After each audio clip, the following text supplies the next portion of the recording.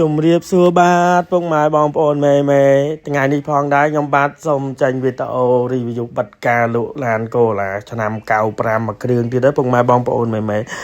គ្រឿង 2B67 នេះបងប្រុសនៅខាងបរសែតមកដល់ជីចន់សាក់មកជុំសរសេរឯកសាររាប់លុយបងប្រុសគាត់ថាអេមែនបងអើយអេមែនអរគុណច្រើនបងសម្រាប់ការឆ្លាញ់ចូលចិត្តបងប្រុសគាត់ថាតាមដានយូរហើយលក់តម្លៃពិសេសជូនបងថែមខ្នើយក៏កលដៃមួយទៀតហើយនឹងកស៊ូគ្របឡានមួយឈុតទៀត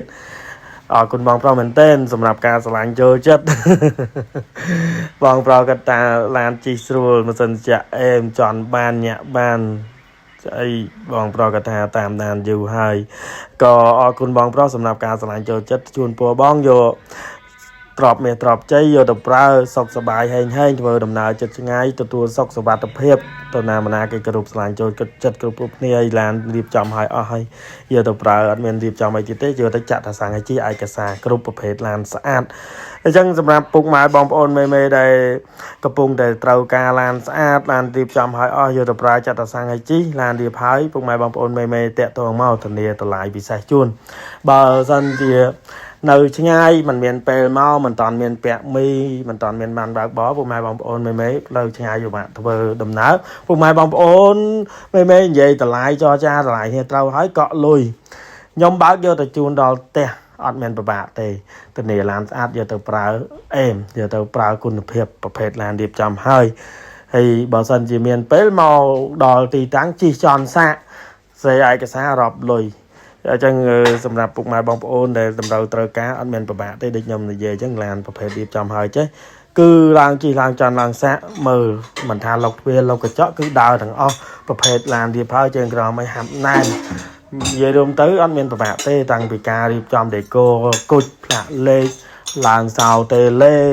សិតតែរៀបចំឲ្យអស់យកទៅប្រើគុណភាពណែនតាន់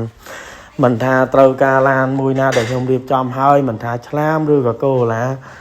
និយាយរួមទៅតាក់ទងមកធានាឡានស្អាតរៀបចំឲ្យអស់អញ្ចឹងសម្រាប់ពុកម៉ែបងប្អូនមេដែលត្រូវការតាក់ទងមកធានាតម្លៃពិសេសជូនដូចខ្ញុំបានរីវីយូចឹងឲ្យតាឡានខ្ញុំរៀបចំហើយ